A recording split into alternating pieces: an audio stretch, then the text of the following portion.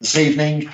The first item on the agenda is the evacuation procedure. So just in case, on hearing the evacuate signal, please carry out the following. Exit the building by your nearest safest exit. All visitors report to Assembly Point G. All staff report to their designated assembly point on Woolpack Way car park. Do not leave the assembly point for any reason until told to do so by the incident controller or fire brigade officer. Item 2 is apologies for absence. The only apologies we've got is Councillor Andy Jens and Councillor Denise Clues is substituting for him. Take this opportunity to wish Andy all the best and report that he is on the road to recovery. It's been a pretty tough battle for him, not COVID, but he's well on the road and he's itching to get back. So we wish him all the best. Item number 3, disclosable pecuniary and non-pecuniary interests. There are none. Item number 4, public participation. Distinct lack of the public, so moving swiftly on. Item number 5 is the minutes of the meeting of the board held on the 21st of July. Which have been circulated. Second. That's been moved and seconded. All those in favour? It's unanimous, so I can sign.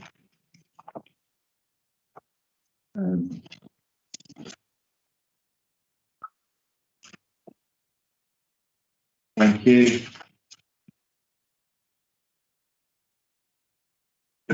Item number 6 is the medium-term financial strategy 2021 to 26. The February forecast has been updated and an estimate for the 25-26 has been added. So no further information about future external funding is available yet, so the expected position hasn't changed. Current spending is significantly higher than the resources expected, with a reduction in spending of £2.1 million needed in total over the strategy period. We're asking for the board to approve the budget approach set out in section 8, limiting growth and looking for budget reductions in the region of £1.5 million in the 2022-23 budget. I'll also add that I am in constant communication with our MP and the government and sharing my dissatisfaction about broken promises from MHCLG over the lost income that we have suffered, the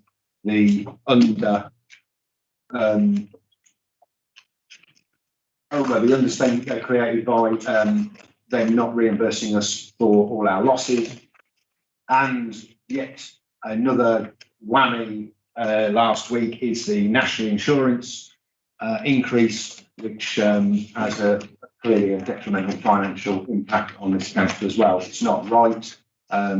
Other public bodies will be ring-fenced or will be reimbursed. I don't see why local authorities should be any different. We are up against it. So I am, as I say, in robust discussions with the government on that. It's not right that local authorities should suffer. Any questions, comments, queries? Fully supportive, Councillor Gosney. Just, I'd possibly, strangely, to echo what you said and the significant concerns about limiting growth, especially at a time when not only has the council been hit by all these, but all of our businesses and all of our homes that have been hit by this, and this needs to be a time that we can invest and support our communities to thrive. And that's not a position that we are in and not something that we've been granted to do, and that's obviously immensely frustrating. And we would like to be in a position, or we would like to see a position whereby I believe there's a spending review or the fair funding review on the 27th of October, where we will obviously hope for good news, but failing that, this is, I think, detrimental to the well-being and progress of the borough. is the significant savings that we still have to make after everything's been cut so far. The challenge is to actually find the places where we can cut this without impacting on well-being or impacting on the socio-economic future of our borough and our residents. Is quite harsh, it's quite damning, especially after everything they've come out with, and it's not a nice position to be in. Thank you. Councillor Simpson. Thank you. I was looking at section 541 and the potential growth in the tax base that's been assumed. I think I remember how many houses we have in the borough at the minute, but I'd just like to be clear. How many new builds are we forecasting compared to what we have achieved? That's a good question, Councillor Simpson, and one I don't have the answer to off the top of my head. Sue's online if she's able to assist. Sorry, Sue is online. If that's a question that can be directed to her. I'm sure it can. Yes, thank you, Chair. If I could just chip in. I'm afraid equally I don't have the exact number myself of new builds. When we look at our tax base, it's not just new builds that come into play. It's also properties that, if you like, have been reclaimed as well. So we have just assumed a 1% increase in our council tax base. But I can get further information for Councillor Simpson if you would wish it.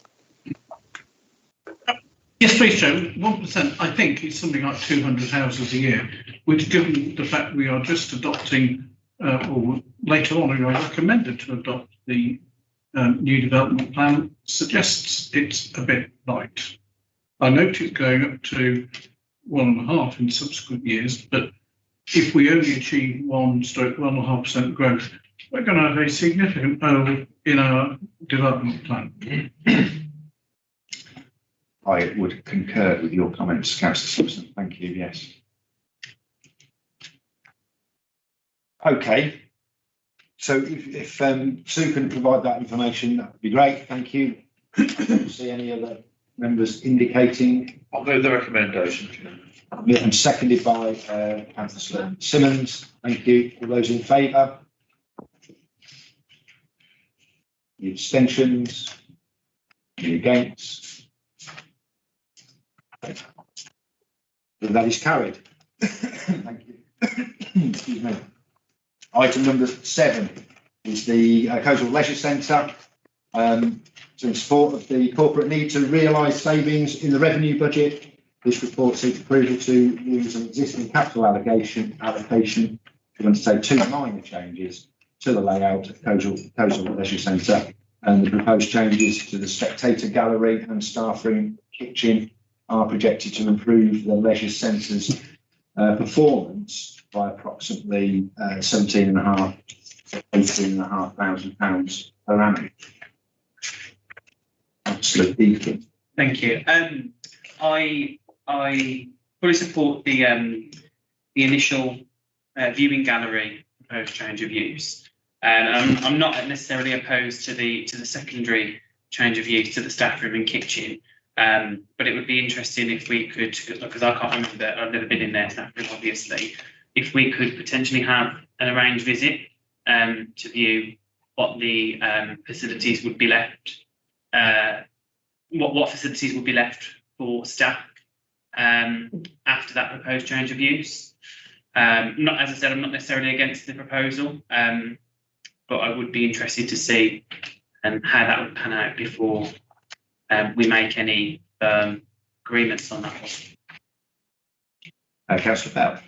Thank you, Chairman. Yeah, my understanding is that most of the space that's required for the downstairs alterations is the reception area. It's a very big reception area, not necessarily needed to be quite that elaborate.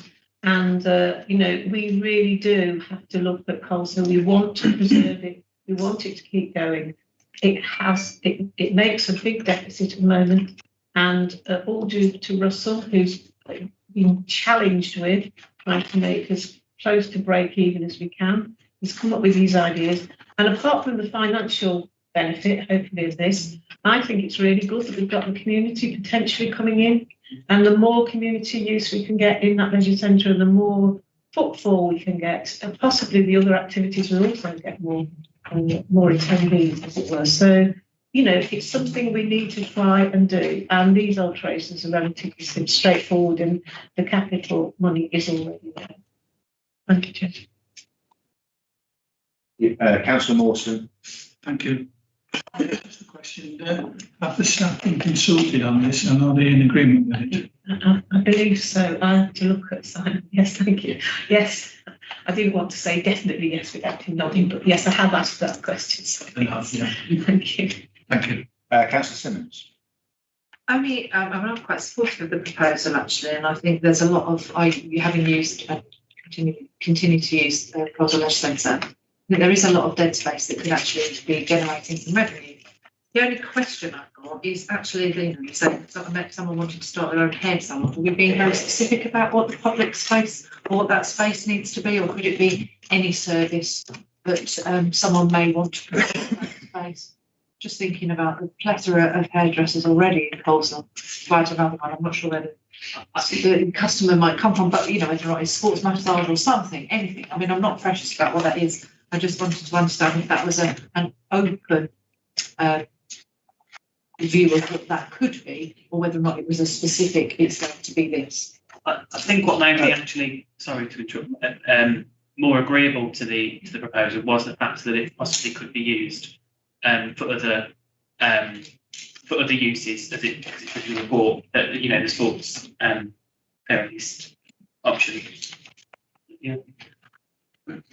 Councillors, before I bring Councillor Fallon, Councillor Simpson, did you indicate? Yes, Chair. Thank you. I mean, I have to say I'm broadly supportive of these, but given the generality of the recommendation, where we are not agreeing to a specific thing, we're just agreeing to spend a portion of the capital allocation, which the financial part of me is concerned that that's a bit broad, to say the least, because proportion is 100%.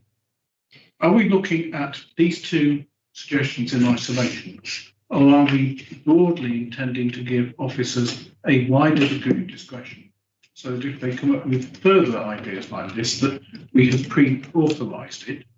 And are we looking to set an amount of cash that could be spent? Because on both of these, I think the description is officers are of the view that it shouldn't cost any more than. I'd just like to understand what it is exactly that we are saying. Is this a broad acceptance that we can, officers can do something, if you like, either defined in this report or not, and up to what money? Okay, thank you. Councillor Bell. Thank you. I'll just go on to what I was going to say. Under 6.6 on the risk management implications, it does say that there is a risk that the hair salon may not be successful, maybe, but obviously at the moment it's what they want to do. But it does say that there'd be potential for other users. So if you like, we're doing this on the back of a customer that's already there. If it looks as if that customer's not going to stay and meet the contract, then obviously be looking for other options. Take the point from Councillor Simpson. I think what's it's up to £10,000 and that we'd be approving. And I mean, I would welcome any other ideas from officers to come up with anything else they can do to promote income there. So these are the ideas to start with, but I'm sure generally saying that they can do advertising. Scott, I believe Simon wants to come in. Yes. Simon. Sorry, Chair, through you, and merely for clarification, it's 10,000 or up to 10,000 for each of the two proposals. So 20,000 of the 250 capital allocation that's there already. Chairman, if it assists, we can add that to the recommendation. It says the board approves the proposed use of up to £20,000 of the existing capital allocation as detailed in the report, and so on and so forth. If that brings that measure control Chairman, I wasn't necessarily looking for additional control, I was looking to understand. And I have to say, I'm genuinely happy to, if I go with the spirit of what's in the recommendation, because I think if people have got a good idea to generate income, I wouldn't wish to be restricted. So if you like the generality here, or if our officers can come along with something that they feel is a commercial opportunity that's viable, that can work, generally, I'm perfectly relaxed that we should give people their head as long as they do it in consultation with the chairman of the board. I'm not trying in this to restrict an entrepreneurial flair. I'd just like to know what it is we're actually being asked to do. Yes. No, I think it's fair to say, given the comments made by Simon, it's up to £20,000. So yeah, well, that's the limit, isn't it? Yeah. So we're approving that, and then moving forward, then hopefully that then 20,000 capital expenditure will generate the 18,500 revenue. So it's an invest save in effect. Well, in effect, it is the invest save. Okay. Any other comments, questions? Been moved by Councillor Bell, seconded by Councillor Simpson. Sorry, I was just posing a second. Oh, thank you. All those in favour? That is unanimous. Thank you. Item number 8 is the Local Government and Social Care Ombudsman Annual Review 2020-21. So the report informs members of the annual letter. Excuse me. 2 complaints were received last year, neither of which warranted investigation by the Ombudsman. And the report also sets out the complaints and compliments received directly by the council, and it's pleasing to see a good fall in the number of complaints. Councillor Chambers. And equally pleasing, Chair, to see a doubling of the number of compliments on this compared to the complaints. Absolutely, yeah. Thank you, Councillor Chambers. We do get somewhat obsessed with complaints, and we're not very used to receiving compliments, are we? So we absolutely. I should have said that as well. Thank you. Any other comments or queries? With the recommendation, Chair. Moved, seconded by Councillor Simmons. All those in favour? Unanimous. Thank you. Item number 9 is the Green Space Officer Market Supplement. So the report is seeking approval of a supplementary estimate of a maximum of £5,000 to apply a market supplement in an attempt to recruit a Green Space Officer. 2 unsuccessful attempts have been made to recruit to the position, which is crucial to the delivery of the Green Space and Plain strategies. The post has been vacant since April. Councillor Simpson. Chairman, I have absolutely no issue with the recommendations as it is.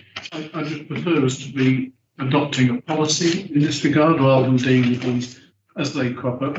If this post has been vacant since April, I'd rather we just got on with it.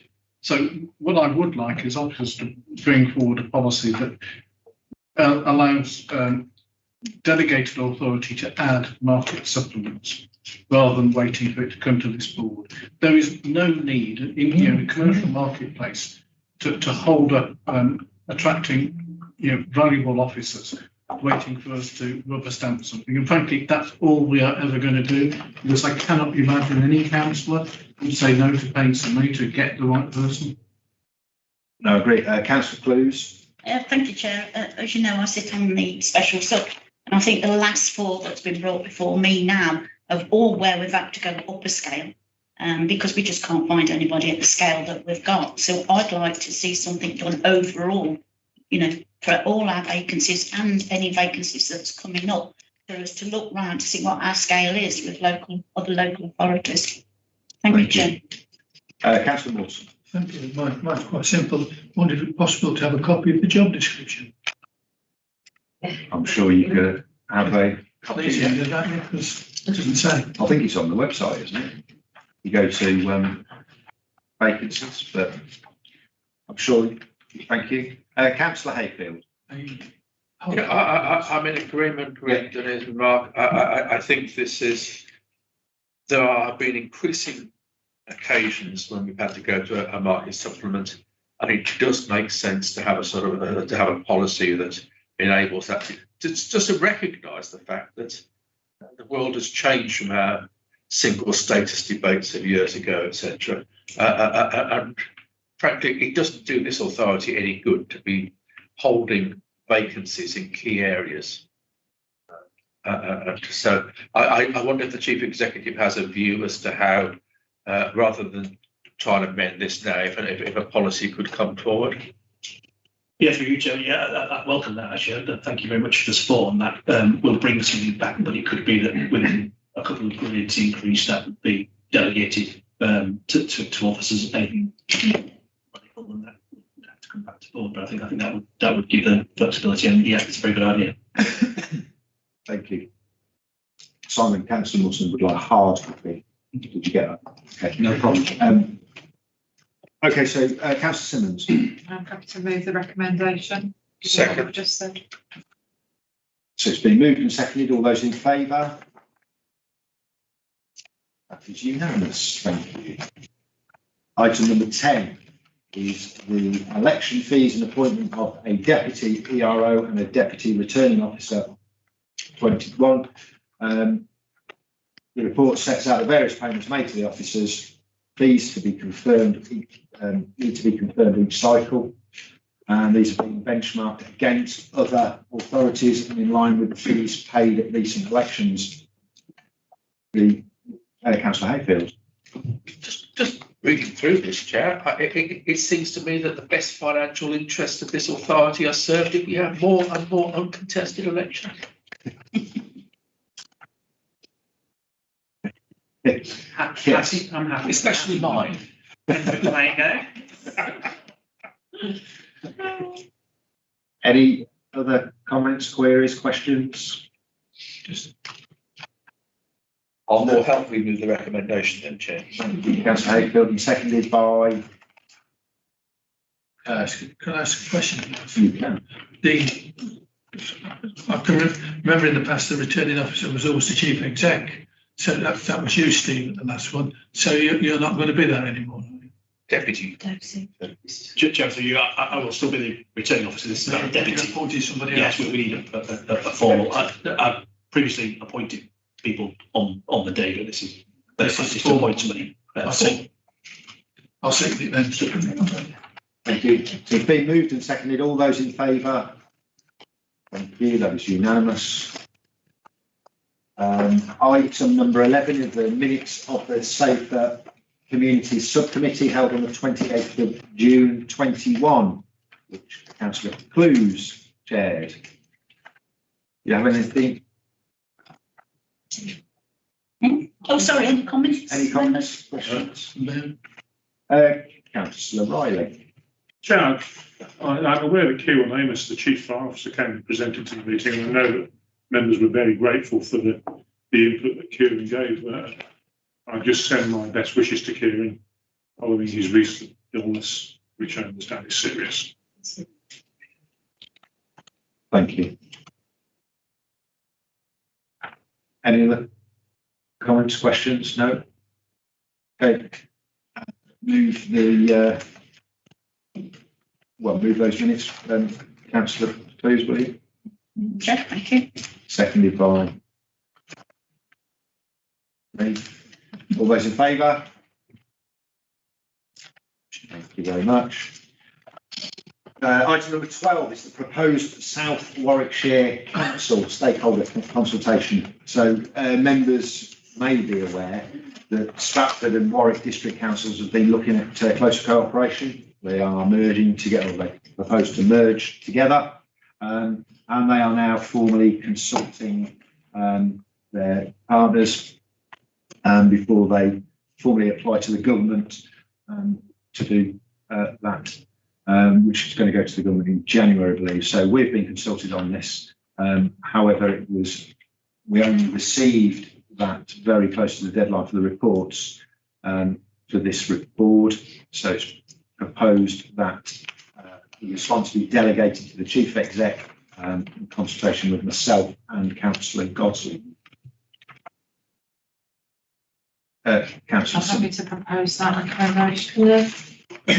Just a comment. I'm very much looking forward to kind of seeing more information about how they will achieve the savings they're predicting, and how and what the benefits actually are from the combining of their authorities, rather than just working in partnership ideally before we have to give the consultation responses. Yeah, we're on. I mean, we're not going to see that. But this is not partnership. This is full blown getting into bed. But as a choice instead of partnership, so kind of coexisting together. Well, we can see if we can get something. But I mean, as I say, they're consulting on the fundamental principle of merging together and becoming one. Okay. So it has been proposed by Councillor Simmons, seconded by Councillor Simpson. All those in favour? That was unanimous. Thank you. Item number 13 is the adoption of the North Warwickshire local plan. Last, we have so the draft local plan was submitted to the Planning Inspectorate over 3 years ago. Following pauses in order to confirm the funding for the A5 improvements, and then COVID, we have now got the final report from the inspector. The planning inspectors recommend a number of changes to local plans, which need to be agreed in order to put the plan to be sound. The main changes in these modifications are set out in the report. Members have had the benefit of 2 briefing sessions last week to find out more and ask any questions. In addition, a number of hard copy documents have been made available in the members' rooms, and a note of 5 minor drafting corrections has also been circulated. The report therefore asks the Executive Board to recommend to Council the plan be adopted. As mentioned in the report, work on the evidence that sits behind the plan is constantly updated, and work has already started on assessing what further housing and employment provision will be needed in the future. Beyond the period of this plan, that work will be reported to members through the LBS subcommittee and this board. Councillor Riley, did you indicate? Sorry. Or Yes. Unless there is any recommendation. Councillor Gosling. We will obviously continue to object to the local plan for many of the reasons that we've seen before, but also because some of the modifiers, including 6A, the increase in employment land, and the further threat to the meaningful gap, the strategic gap in the additional modification. Councillor Simpson, then Councillor Chamberlain. Thank you, Chairman. This has clearly been a long time in coming, and certainly from my perspective is entirely welcome, if not overdue. But not overdue, if you will, for anything that this authority can have done to speed it up the process. It is undoubtedly perhaps our biggest exercise in public consultation, and lots of people have had an opportunity to have their say throughout the whole of the process. In this stage, I can see here we've had 460 representatives.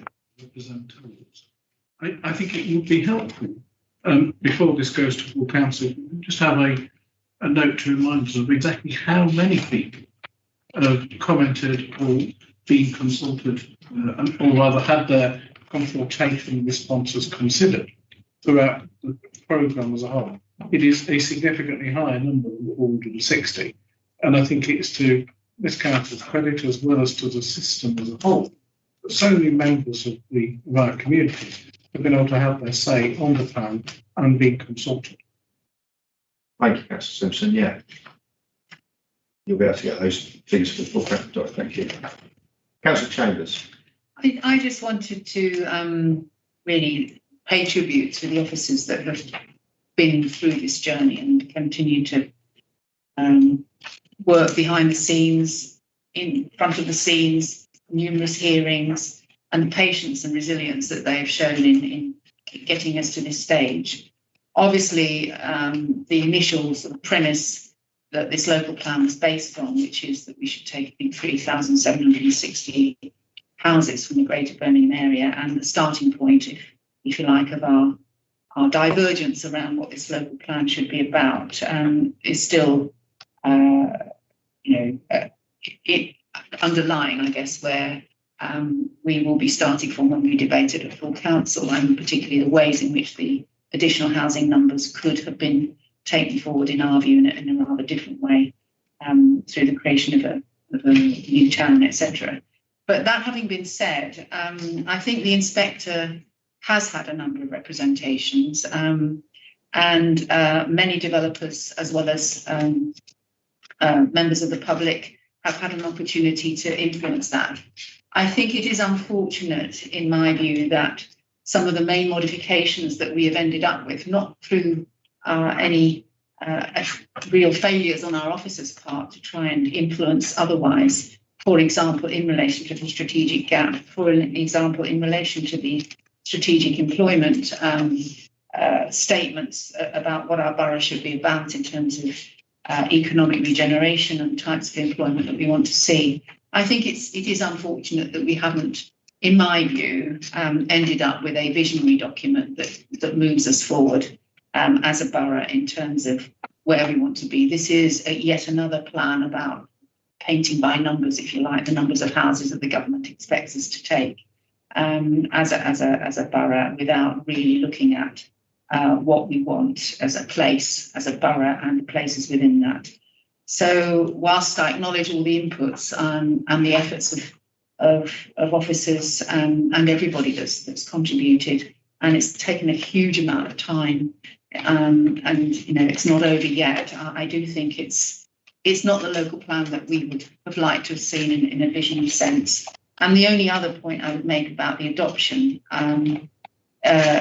decision is that if you adopt this local plan, it does mean you are accepting that we can deliver it. And I am really concerned about the capacity of this borough to deliver on such an ambitious set of proposals in terms of new housing and what's in here in terms of infrastructure. I have not seen any doubling of the capacity of this borough and the officers to take this forward.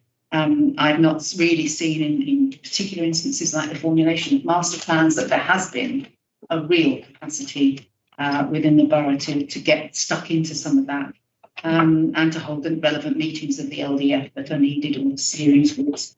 And I really do worry that when that trajectory that you were talking about in relation to the council tax and so on, and our expected income, when we are at that break point where it doubles that housing projection. I think Councillor Humphreys raised it at first, that we have not actually, as a borough, faced up to the practical reality of how on earth we are going to deliver. And I fear that we're just going to be driven by developers in a direction, especially with possible changes to the planning framework, in a direction where the whole nature of this borough and our towns and our communities are going to change, so that when we look back, if we're still alive by then in 10 years' time, we'll think, my God, this is what we've landed our communities with. So, I'm sorry that we've ended up like that. I think we've all made our contributions as we were able, but I would like to pay tribute to the officers that have put so much effort and thought into it.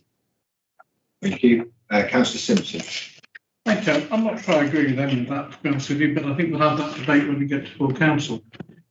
This is a visionary document, and it's part of a suite of other documents. The local plan does not sit on its own. There are all of the other documents that are going through this board and others that build up the full vision for development within the borough. This takes us to a good place. I'm horrified that anybody suggests that this authority, and in particular by implication the planning and development, is driven by developers and what it is that they wish to see. That is absolutely an awful long way from the truth. And Anybody who's been to the planning development knows the one thing we are not driven by is what the developers want us to do. Thank you, Councillor Simpson.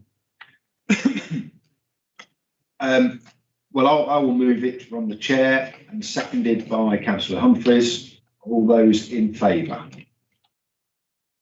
Against? No. Thank you. Item number 14 is the excuse me, exclusion of the public and press. Seconded. The board needs to consider whether, in accordance with section 100A brackets 4 of the Local Government Act 1972, the public and press be excluded from the meeting for the following items of business on the grounds that it involves the likely disclosure of exempt information as defined by Schedule 12A to the Act. I'll still say. Thank you. All those in favour? And that's unanimous. Thank you very much.